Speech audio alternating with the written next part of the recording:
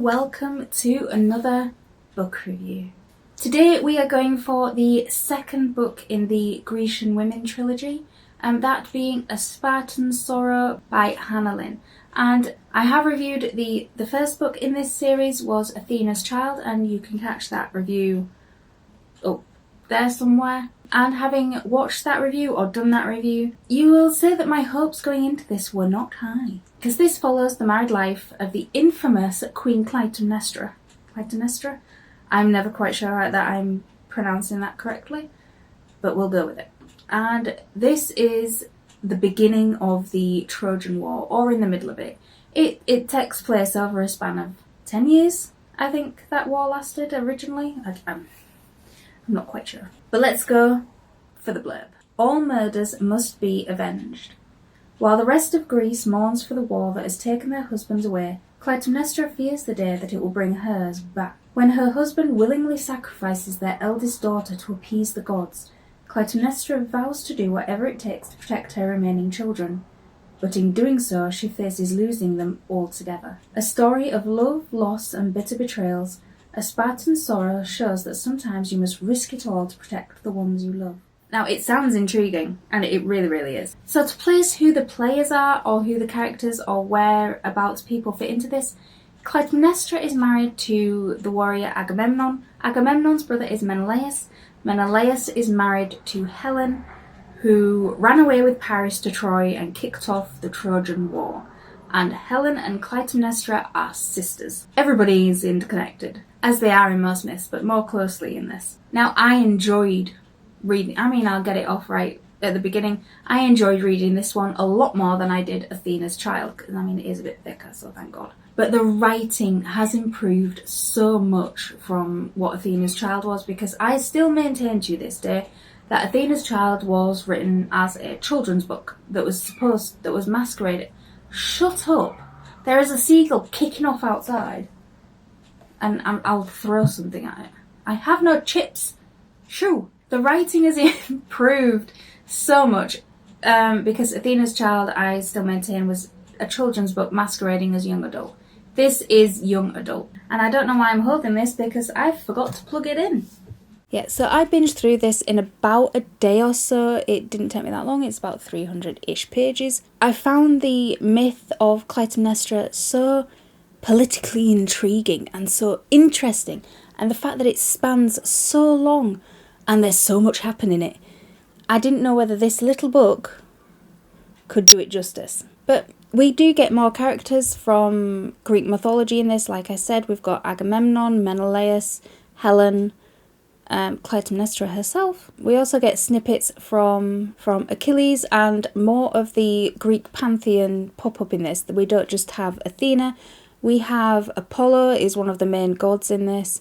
Artemis pops up every now and then, and we have the Furies as well. Now, you might find my contradictory statements, the fact that I liked this book and the fact that it could have done better. But it is a fact that this book, as little as it may be, is split into two halves from two perspectives. Now, the first half being Clytemnestra, as it's her book, you would assume that it would go all the way through, but it doesn't. And it is entirely from her perspective. You get her politicking, her love of power, her thinking through how to protect her children, her what to do when her husband comes home, how to run the kingdom without the men, because women do it better, and yes, they do. And we get a front seat at her mental anguish at what Agamemnon has put her through. And the whole sacrificing of her child is just, it's torture to read, because you really get, the feeling in the writing really comes out at that stage, and it is quite upsetting. Now, the only character that I did not like in this, I didn't like her when she was first introduced. I didn't like her at the end.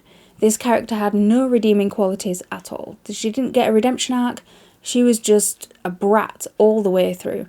And that is Clytemnestra's daughter, Electra. And you felt like putting your hand through the pages and grabbing her by the throat and choking the life out of her, because she was annoying. She was a brat. And you felt like smacking her one. Because just fucking grow up. And she grows up, but she keeps she keeps all of her bratty attitude. And I did not see the need to switch perspectives halfway through to Orestes' perspective, and that's Clytemnestra's son. A few pages at the end of this would have been more than enough to suffice with what happened with Orestes and what happened after Clytemnestra's death. And just a quick epilogue would have sufficed as to what happened to him after that. He could have had a book of his own. But no, we had to get half of this book with him and the main character dead. Because we go from inside the mind of Clytemnestra being a political juggernaut and a manipulative player at the top of her game to being in the head and the only perspective of a whiny teenager full of angst. And the drop in character development, the drop in writing for these characters was biblical.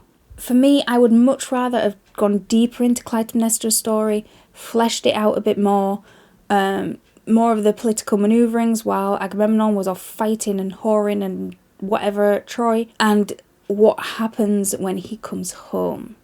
I would have liked that to span a lot more chapters, because that was one of the leading focuses at the beginning in her point of view. The whole first half is what happens when he comes home, what will he do to her children. So I would have liked more of that rather than just, it seemed a bit rushed, the middle bit, to go into Orestes' perspective and have the trial and the jury and the gods. I would much rather she got her own story.